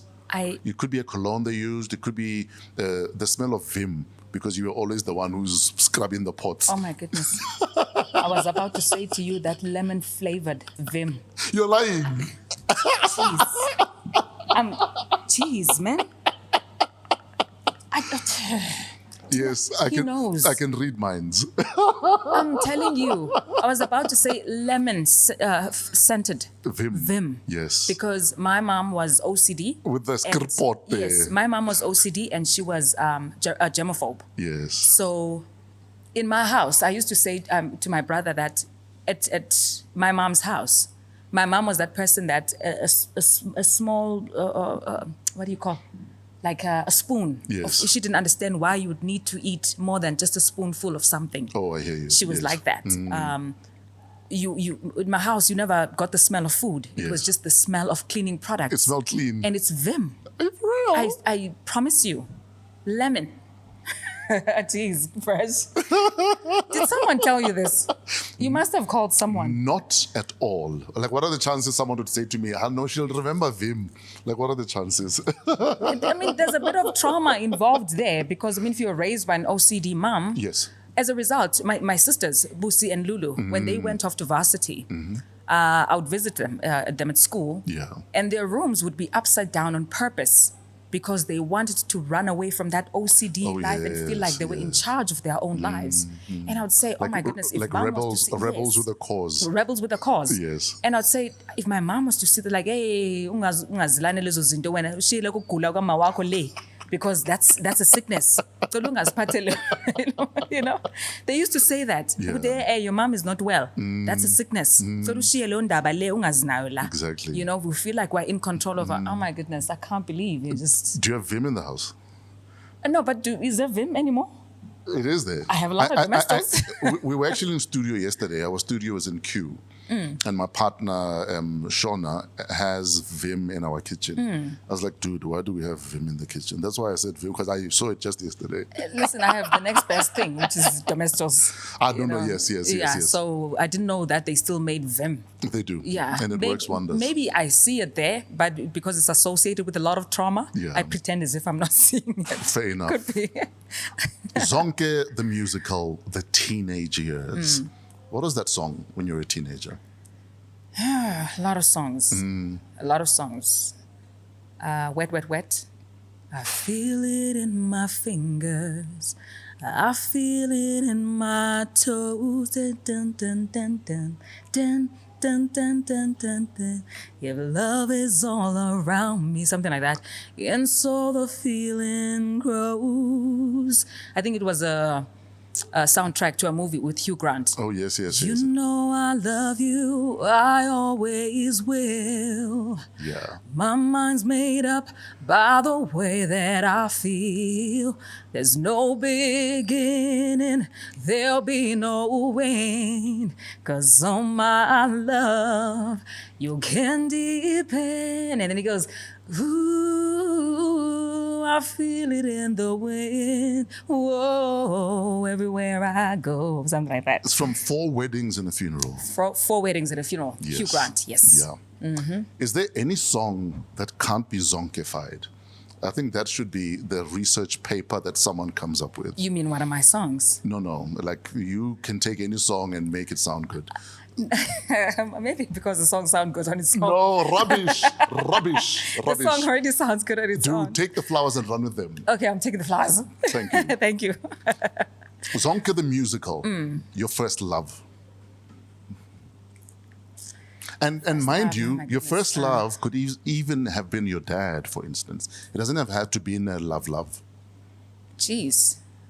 I think for me and my sisters, definitely. Yeah. We're called Viva's trio. Yes. My dad was the kind of guy when they said to him, you don't have a boy? Yeah. You don't have a boy? Oh my goodness. And he would proudly put his girls on his shoulders. Yes. And show us off everywhere. And he had beautiful daughters, so why not? Thank you so much. Yeah. And that's how we felt, you know.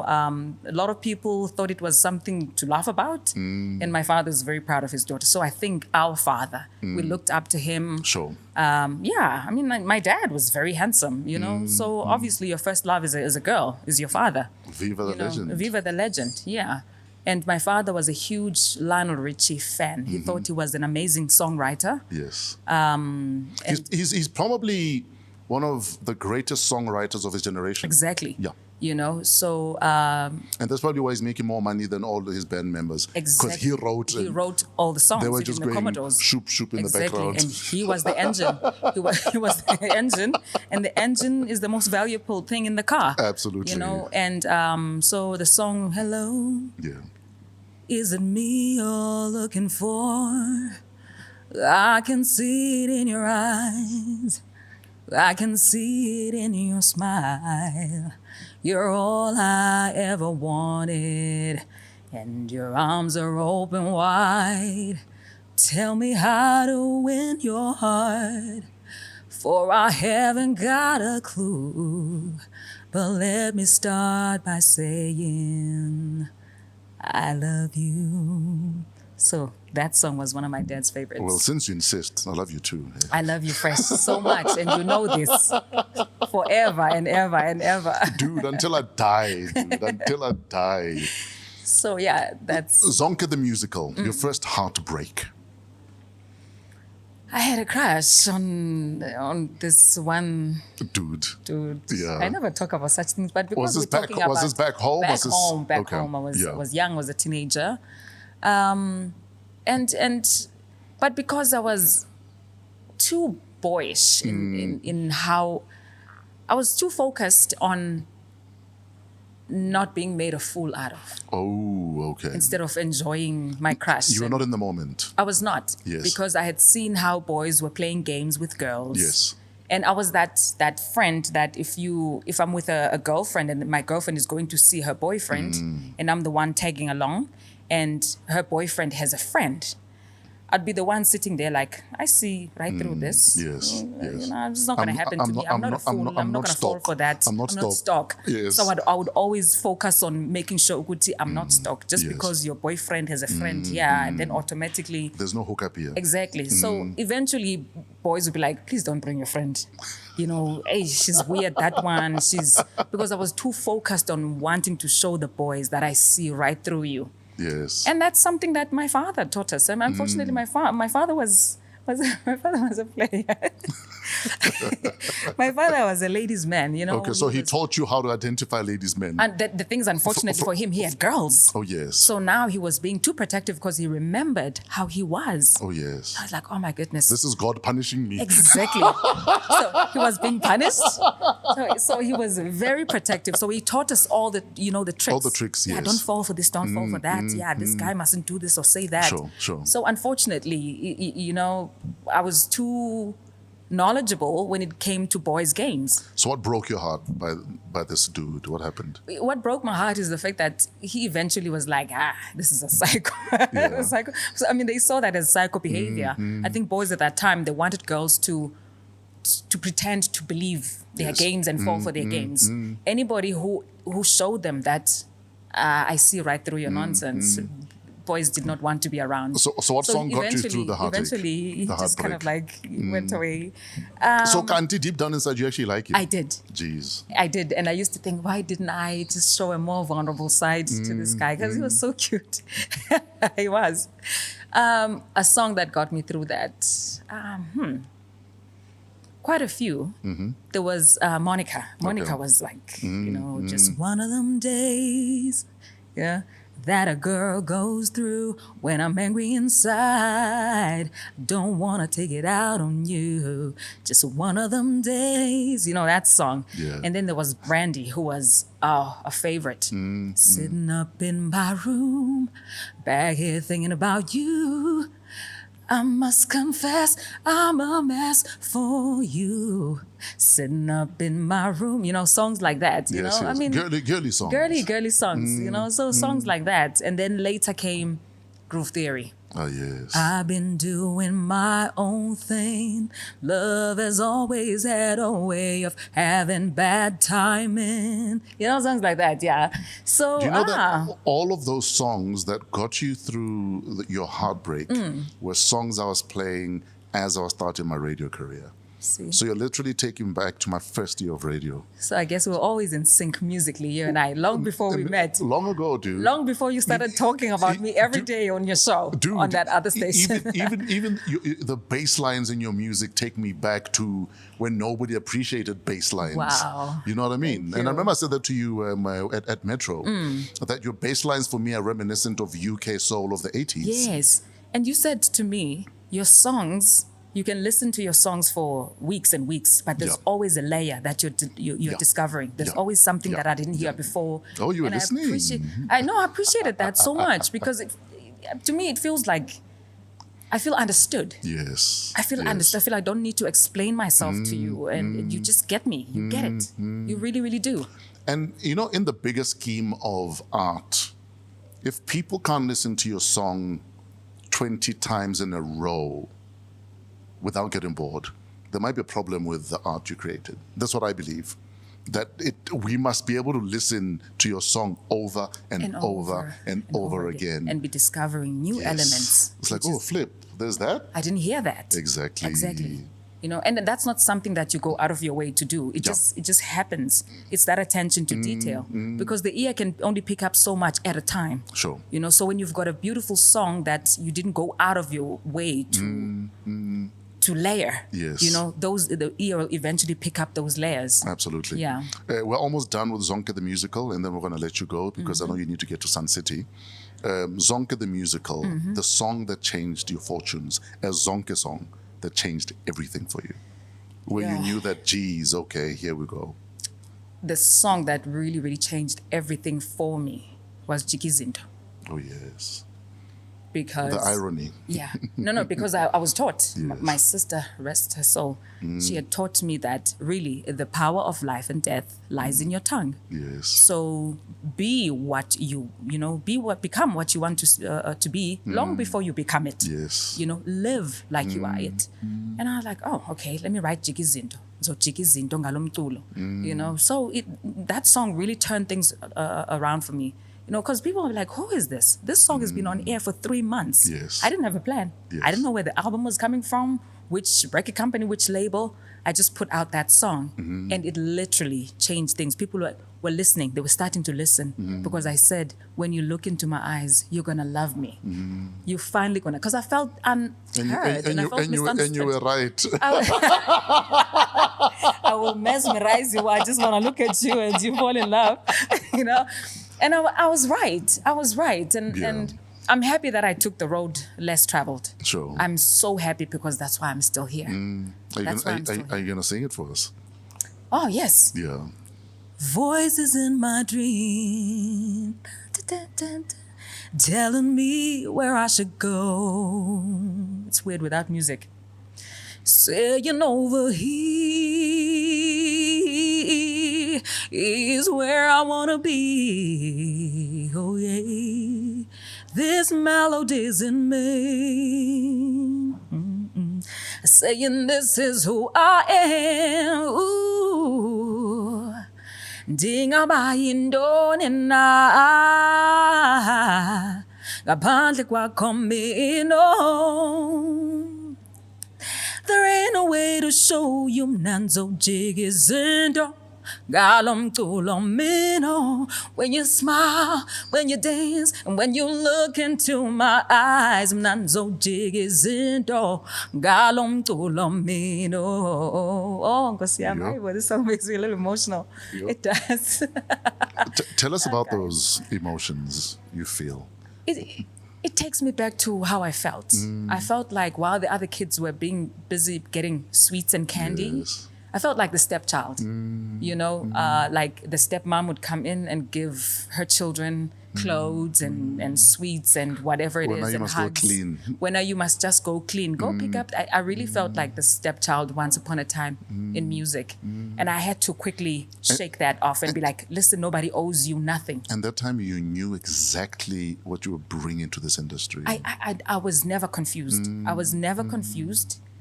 But I thought maybe I'm not supposed to be here. Maybe go to Germany, go to the US, go to the UK. I really thought, Guti, your sound is not for South Africans. Dude, and that's okay. I remember 20 years ago, hearing your voice on Tebe's song. Yes, And Proverbs boldly going on radio and telling everyone that watch out for this girl. That's what you used to say. I've never forgotten. I'm getting emotional about it Oh now. my goodness. No, because I tell my listeners all the time, listen for this woman. You did consistently. Yeah, As a result, I became your surprise. yeah. I think you were leaving. Or It was my final show. Your final show, Yeah, yes. It was my final show, and And you had never seen me, Frank. I'd never seen. Nobody had ever seen. You had never seen Nobody me. had ever seen you. Yes. So the fact that they located you was like, where did they find her? Yeah. Yeah. So there were a couple of, if I can, if you don't mind me telling you, Yes, I yes, love yes. this story. Yeah. There were a couple of visitors in the studio. I think you would I think you always had visitors. You were Yeah. always promoting someone and something. I've always some had an open business. door policy. Yes, Yes, exactly. yes, yeah. There were a couple of visitors in the studio, and I was shaking like a leaf. I was shaking because they said, when he says, yes, and what's your name? You just sing. And I was like, oh my goodness, how am I going to sing? And my voice is like, there's a butterfly in my throat. How am I going to sing? I'm going to sound horrible. I'm like, okay, you're just going to wing it. Yeah. I even remember what I was wearing. I remember what I was wearing. So I went to the studio, you're busy, interviewing other people, they just dropped in and you had this open door policy, as you said. And then you said, and you, what's your name? And I'm like, oh no, I'm just here to sing for you. I didn't want to tell you my name because then Yes. it was going to blow the surprise. Exactly, Right? I yeah. was told to just sing. And then you said, what's your name? I'm like, no, I just want to sing for you. And you said, oh, okay, great. I could see it in your eyes that you don't know who I am, you know? And I just said, I want the vibes of funuk jive some more and funuk hamba not yet. And you're like, oh my goodness, it's you. Yeah. And it was just crazy. I remember that moment like it was yesterday. I actually, you know? I actually want to thank you for proving me right. Because it could have gone the other way around. imagine Because people like- dude, that song was not scheduled on the system. I would play it anyway and tell people, look out for this. You know, Yeah. we know Tebe, we love Tebe. Yes. But look out for this woman. girl. So Oh my goodness. thank you for proving me right. No, thank you. Because people trust what you say. So the fact that you did not see me as a losing horse, but Yeah. as a winning one, it made people say, okay, let's see what he's talking about. Let's see what he's talking about. Exactly. Thank you so much. You've always believed in me. You've always just hyped me up. You know, you've always, I mean, me and Lulu did a song for Skizo. Yes. Talking about a lifestyle. Lifestyle. Making music your way of life, down. Talking melodies away, beautiful sounds, down.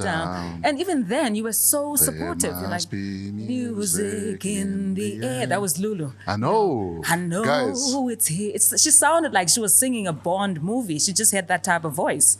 guys, Lulu for me was underrated. Yeah. And I'm hoping where she is, God, every day someone comes into heaven and says, Lulu, come sing for this one also. I'm sure they're doing that. And you know, it's so difficult for me to listen to We're wrapping up, I Lulu's- promise, we're wrapping up. Sorry, we're out of time. to Lulu stuff, you know. But I know people, you know, still love her music and they Yes. remember her. And I feature her on my new album. Oh, yes, you do. Yes, I extracted her Yes, vocals yes. on an existing song of hers, and then I recreated the music Sure. anew and added some elements. But I'm happy that I got to do that, you know. So thank you so much for loving me and my sister. Thanks for making me cry. Jeez. You do cry easily when I'm around. She's the first woman to actually be on stage and have me in tears. This was at Makufe, I think Yes, 4 years ago, yes, 5 years ago. 5 years ago. 6 years ago. Yeah, about 5 or 6 years ago. When Yes. I think you just dropped tonight. Yes. Yes. Yes. The album LOVE. LOVE. Yes. And LOVE. geez, you need to stop. I need to stop bringing onions around you. Finally, Zonke the musical, your victory song. At the end of the musical, the credits are rolling. What's the victory song you are singing? My victory song Yeah. is a song that I was surprised that my sister loved. Yes. T-Pain. All I do is win, win, win, no Hey, for matter real? what. Wow. I'm telling you, that was Lulu's. She would always play that song. Oh, wow. So it became our victory song. Oh, wow. T-Pain. All I do is win, win, win, no matter what. I don't even know the lyrics, Yes. but all I do is win, win, win. And in the air, and they stay there, and they stay there. Yeah, Oh, so that's wow. my victory song. You know, I play that song even when I put my Instagram stories about something with it, Yes. whether it's a project or I'm somewhere. I would always play that song. Before we let you go, out of the blue, Sade calls you and says, I want to collaborate with you on one of your own songs. One of my own What songs. songs are you doing together? Nameless. Nameless and amazing. Nameless and amazing. Because I think I was paying tribute to her in a way. Yes, I yeah. think subconsciously. I was not thinking Sade, but when the song came together, I was like, oh my goodness. Yeah. Sounds channeling. Like Sade. I'm Yeah, I'm channeling. channeling. Yes. Yes, You know, I yes. think I was channeling Sade. So it would definitely be Sade. Nameless. Dude, you're anything but nameless. You're an incredible woman, incredible talent. Thank you so much. And again, thank you for proving me right. Thank you. Thank you for betting on me. Thank you for betting on me. So we can get the brand new album now, right? Yes, it's available. I mean, it's already at #1. So You're flying yeah, already. yes. Because all Yes. you do is win. All I do is win, no matter what. Yeah. Yes, The stepchild is now running the household. exactly. Oh my goodness, that could be taken in any other. That could be taken in all kinds of ways. But yes, the stepchild is coming for the entire house. Zonke, love you. I love you so much. Thank you. Yeah, we'll see. I don't know how much further up you can go. In fact, yesterday I was talking to Black Coffee, and I was just saying to him, you know, dude, at the rate you're going, you're gonna run out of accolades. Before you Yeah. know it, you're gonna be going for Tony Awards because you're running out of Listen. you're running out of things to win at. And when you've got all those 4 awards in the US, when you've got the Tony and a Grammy and, yes, and yes, an yes. Emmy and What's it called again? The Tony, the Jeez. Grammy, the Emmy. EGOT. The EGOT, the EGOT, yes, You know, yes, I yes. think now that's where he's headed. And I'd love to see you go there too. Listen, well, you know, God's time, God's plan, God's everything. You know, Exactly. yeah, I can have my own plans if that's the plan. Sure. Yeah, but I don't feel like I'm missing out on anything. You know, just the love that I'm getting Sure. just is overwhelming for me. Seriously. There's brand new music. Support her, show her love. You've shown her love for 20 years. Let's carry on. Let's take her further than where she thinks we can take her. Ladies and gentlemen, Zonke is leaving the building. Thank you so much. Love you guys.